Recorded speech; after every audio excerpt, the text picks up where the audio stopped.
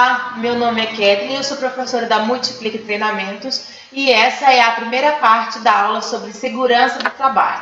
Vamos lá? Segurança no trabalho, acidente de trabalho. Ouve-se falar frequentemente em acidente de trabalho, mas muitos não têm ideia do que isso significa. Como o próprio nome sugere, esses acidentes ocorrem quando estamos a desempenhar o nosso trabalho, ou seja, quando nos ocorre um acidente, estamos prestando um trabalho ao empregador ou à empresa, produzindo de forma direta ou indireta as lesões corporais, perturbações funcionais ou doenças que resultem em morte ou redução na capacidade de ganho do empregado, que é também o trabalhador. O acidentado terá direito à reparação que poderá ser em dinheiro, ou seja, pegar o dinheiro na mão para reparar, ou também pode ser prestação de natureza médica, cirúrgica, farmacêutica, hospitalar, entre outras. Os familiares dos trabalhadores acidentados também têm direito à reparação dos danos emergentes dos acidentes de trabalho. Quando é que isso ocorre? Os familiares eles vão ter direito à reparação quando o acidentado falecer, por exemplo. E aí o próprio acidentado não tem aquela reparação porque ele já está morto, ou então quando ele está em uma situação de coma, ou quando ele tem um dano permanente, aí ele vai ficar em cuidado permanente do seu familiar e o familiar vai receber o valor para que ele possa cuidar daquela pessoa. E principalmente quando as pessoas estão ali cuidando da outra que está com um dano sério. Os danos sérios, quando o familiar cuida ou quando ele faz parte do próprio acidente. Quando o familiar estava junto com o trabalhador, ele vai lá, por exemplo, de transporte, porque nós vamos ver nas próximos slides que faz parte de acidente de trabalho o trajeto que você faz entre o trabalho e a sua casa, ou entre o seu trabalho e de volta para casa, ou da casa de volta para o trabalho, tanto faz. Mas você estando nesse trajeto em relação ao trabalho e à sua casa, você tem essa possibilidade de receber a indenização de relação ao acidente de trabalho. Se você tem um familiar que esteja junto com você no momento desse acidente, esse familiar também é passível de receber, aí ele vai ter que comprovar os danos e tudo mais junto com o trabalhador, porque o trabalhador, quando ele recebe a sua indenização em relação ao acidente de trabalho, ele tem que basicamente comprovar o seu vínculo de trabalho, o acidente e os danos. Já o familiar, ele tem que comprovar que ele estava junto, o nível de documentação é um pouquinho maior, mas ele também pode receber se ele tiver esse vínculo. Independente da reparação dos danos emergentes, o que são os danos emergentes? São aqueles que a pessoa precisa de urgência que ela está fazendo ali naquele momento. O lesado ou os familiares têm direito de obter o ressarcimento de outro tipo de dano, nomeadamente os danos morais. Quando o acidente tiver sido provocado pela entidade empregadora ou por seu representante legal, o que são os representantes legais mais comuns, mais fáceis de você enxergar? Por exemplo, as empresas que prestam serviço para outras. Então, você é trabalhador de uma empresa terceirizada, prestando serviço, às vezes, numa multinacional ou numa empresa pública. Empresas que têm a parte de call center terceirizada dentro de uma outra empresa de telefonia, de uma empresa de prestadora de serviços. Essas empresas onde você está dentro do prédio dela e ela é a contratada do seu serviço, você está prestando serviço diretamente a ela é representante legal do empregador. Ou quando o resultado da falta de observação das regras sobre segurança, higiene e saúde no trabalho. Nada obsta, nada impede que o Tribunal do Trabalho se considere competente para decidir quanto à indenização por danos morais, desde que o faça levando em consideração os pressupostos da lei geral. O que isso quer dizer? Vamos dar uma explicadinha aqui para vocês. Aqui no Brasil, a gente tem várias formas, várias vertentes de se aplicar o direito. Eu tenho direito penal com o Tribunal Penal, eu tenho direito civil com o Tribunal Civil, eu tenho direito do trabalho com o Tribunal do Trabalho, eu tenho direito eleitoral com o Tribunal Eleitoral, os tribunais são específicos para os temas onde eles vão abordar. Isso se chama especialização. Aqui aquele juiz, aquele tribunal vai tratar daquele tema especificamente, até para a função dele dar uma melhor qualidade de serviço. Então, o juiz que está acostumado com aquela lei, sabe todos os detalhes dela, vai falar sobre ela e vai aplicar a lei de uma forma mais excelente. Só que, no caso de pedido de indenização de danos morais dentro do ambiente de trabalho, caso a pessoa peça separadamente, ela vai movimentar a máquina estatal de duas maneiras diferentes. Ela movimenta aqui, pelo mesmo fato, com um pedido civil de danos morais, ela movimenta aqui pelo mesmo fato com um pedido de indenização, por exemplo, para pagar despesas médicas ou para reintegração do trabalho quando é mandado embora depois do período de estabilidade. Então, eu tenho dois juízes que podem pensar de maneira diferente, decidindo sobre o mesmo assunto, sobre o mesmo fato, simplesmente com detalhes diferentes. Mas, se eu unifico essas duas coisas, o trabalhador ele é julgado, a empresa e o trabalhador, aquele fato ele é julgado pelo mesmo juiz, ele vai decidir coerentemente, inclusive com menos custos, tanto para o Estado quanto para as pessoas que estão envolvidas no processo. Não precisam ser 2 advogados, não precisam ser 2 processos, 2 prazos, e tudo correndo em dobro. Eu simplesmente tenho um processo unificado, onde nesse processo unificado o juiz vai decidir sobre todos os focos que estão dentro dele, que seja férias, que seja salário, que seja indenização por danos morais, que seja reintegração no ambiente de trabalho, que seja qualquer outro tipo de assuntos relacionados ao trabalho, ele vai estar decidido pelo mesmo juiz, pela mesma cabeça.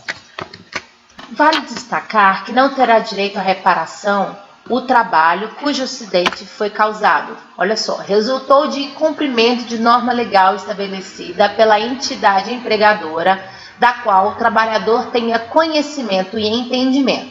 Então, a empresa tem uma norma legal, ela já está estabelecida, o trabalhador conhece ela e ele entende o que ela significa. Aí ele vai lá e descumpre. Quando ele descumpre essa norma e causa o seu acidente de trabalho, a empresa está completamente afastada de responsabilidade em relação a esse acidente. O trabalhador tem responsabilidade exclusiva. Ou quando provier o acidente exclusivamente de negligência grosseira do sindicato ou do acidentado. Nós vamos especificar agora já o que é negligência, só mais um tópico. E quando for dolosamente provocado pelo sinistrado. Então, vamos fazer agora uma distinção entre dolo e culpa e vocês vão ver que a negligência se encaixa aqui no meio. Então, eu tenho aqui o primeiro tópico, né? A pessoa tem a negligência, o trabalhador tem uma negligência grosseira do sindicato ou do trabalhador. O que é essa negligência grosseira? A negligência é a ausência de precaução. Eu não tomo cuidado, eu estou indiferente às responsabilidades que eu deveria tomar em relação àquilo. E o juiz vai julgar se aquela negligência ela é grosseira ou não. A negligência ela é um dos elementos da culpa. A negligência não é quando eu ajo de propósito. A negligência ela está dentro da culpa. Você tem culpa? Você tem responsabilidade? Sim. Mas ela é na forma de negligência. Outros 2 elementos da culpa também que pode se ter é a imprudência. A imprudência é quando eu pratico um fato perigoso de forma positiva, eu pratico, eu não estou passivamente lá esperando, não. Eu pratico uma ação e sem cuidado, sem cautela, um fato perigoso. Por exemplo, a pessoa, um exemplo mais comum que você pode ter, é uma pessoa que acha que é um muito bom motorista e sai por aí dirigindo igual um doido, achando que nada nunca vai acontecer. Ele é imprudente, ele age com culpa, ele tem responsabilidade naquilo, mas ele não age com o dolo, com a intenção de fazer nada. Na cabeça dele, nada nunca vai acontecer. E outra parte que eu tenho também, outro elemento da culpa, é a imperícia. O que é imperícia? Eu me proponho, eu me disponho a fazer algo que eu não estou treinada para fazer. Não tenho aptidão para fazer aquilo. Não é a minha profissão fazer aquilo. E por causa dessa minha imperícia, por causa dessa minha incapacidade técnica, eu cometo um erro e causo um acidente. Esses 3 elementos são elementos da culpa. Eles não vão estar na parte onde eu tenho a intenção de provocar aquilo. Mas o último desses nossos elementos aqui do nosso tópico, que afasta a responsabilidade do empregador, é quando o empregado age dolosamente. O que é dolosamente? Com dolo. É quando ele tem a plena e consciente intenção de causar o resultado. A parte mais comum que a gente vê isso é no homicídio, por exemplo. Eu vou matar fulano porque eu quero que ele morra. Aí ele morreu, homicídio doloso. Ah, eu vou quebrar isso aqui porque eu quero que estraçalhe o outro fique sem. Se isso for dentro do ambiente de trabalho, eu tenho um acidente doloso. Quando eu tenho culposo, eu não quero o resultado. Eu simplesmente não estou nem aí para o resultado, ou eu acredito que ele não irá ocorrer, mas eu não tomo as devidas precauções. No dolo, eu quero o resultado. Quando o trabalhador, de forma consciente, provoca o acidente de trabalho querendo o resultado, o empregador, a empresa, está completamente afastado das responsabilidades em relação àquele resultado. Não tem que pagar despesas médicas, não tem que pagar danos morais, caso seja o caso, não tem que pagar nenhum tipo de despesa para os familiares, caso o trabalhador morra, não tem indenização por morte, é propositado, é intencional, então a empresa está completamente desvinculada de toda obrigação. O empregado exclusivamente tem a culpa, a responsabilidade, o dolo por tudo. Agora vamos falar sobre segurança no trabalho. Acidentes podem acontecer em qualquer tipo de trabalho. O que necessariamente irá variar é a gravidade da ocorrência, que vai depender da função exercida no momento onde o trabalhador se encontrava, no maquinário que ele estava sendo usado, na presença ou ausência de equipamentos de proteção, e que nós podemos ressaltar que existem dois tipos de equipamento de proteção. Eu tenho equipamento de proteção individual e eu tenho equipamento de proteção coletiva. Uma forma fácil de fazer a distinção entre os dois é você pensar como eles vão ser usados. O equipamento de proteção individual somente eu posso usar. Luva, óculos, capacete, roupa, sapato.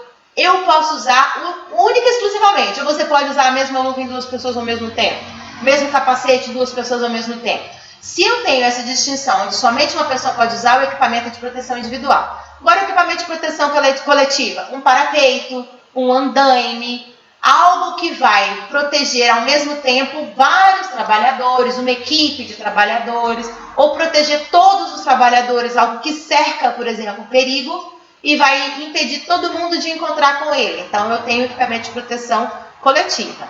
Esses dois equipamentos, se você usa ou se você não usa, vai também acarretar maior ou menor gravidade em uma lesão, caso ocorra um acidente de trabalho. Já pensou, por exemplo, um trabalhador de construção civil que cai de cima de um andaime com capacete e um que cai de cima do andaime sem o capacete? Inclusive, de cima do andaime, a pessoa tem a obrigação de ficar de cinto de segurança. O que cai de cinto de segurança faz o quê? Fica pendurado. O que cai sem cinto de segurança faz o quê? Morre, dependendo da altura, quebra uma coluna, quebra um membro. Então, olha como a gravidade de um acidente pode variar muito se eu estou ou não usando equipamento de proteção adequado e eficiente, e bem colocado, e novo, em perfeito estado. Não adianta eu estar com capacete, o capacete está desamarrado. Não adianta eu estar com uma máscara que impede a entrada de poeira e estar com ela baixada e depois eu reclamo que eu tenho lesão pulmonar. Não adianta eu estar com cinto de segurança desafivelado. Então eu preciso estar utilizando de forma adequada o meu equipamento de proteção. Inclusive, um dos equipamentos de proteção que hoje em dia é muito mais utilizado do que esses que nós estamos falando de construção civil, porque são os mais conhecidos, mas são, por exemplo, tampões de ouvido em pessoas que ficam em lugares expostos ao barulho. Ou óculos escuros que a empresa promove, que a empresa entrega para o empregado, de pessoas que estão em constante acesso com a luz forte, protetor solar. Tudo isso é equipamento de proteção que o empregado deve usar e que a empresa deve fornecer.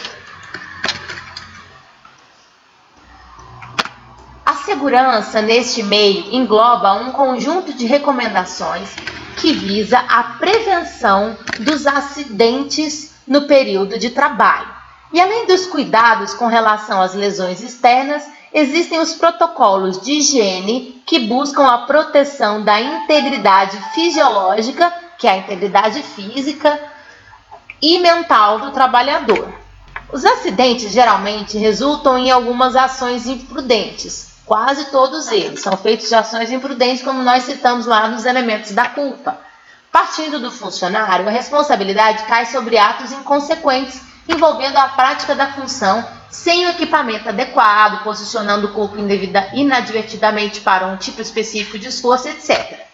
Do ponto de vista do ambiente, que já a responsabilidade passa a ser do empregador ou da empresa, são as instalações impróprias para execução do trabalho que podem causar os acidentes.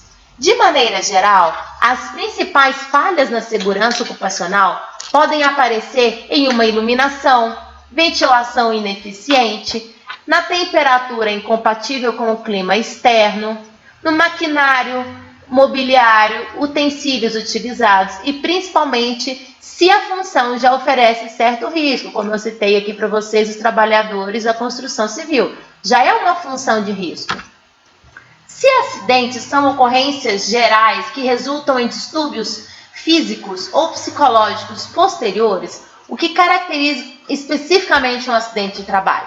Embora em cada profissão existam tipos específicos de acidente, a lista pode ser resumida em 3 coisas: qualquer doença oriunda do exercício profissional, lesões típicas. O que são lesões típicas? São aquelas lesões que vão estar especificamente ligadas ao trabalho. Então, são lesões típicas ocorridas durante determinadas atividades no trabalho, acidentes ocorridos no trajeto do domicílio do trabalhador para a empresa ou no retorno para a residência, caso a distância no percurso seja compatível com o trajeto habitual. Não adianta de nada você sair do caminho e ir para a casa de um amigo, 1 hora depois você sofre um acidente, você diz que é um acidente de trabalho. Não. No trajeto habitual, no horário habitual, é considerado acidente de trabalho.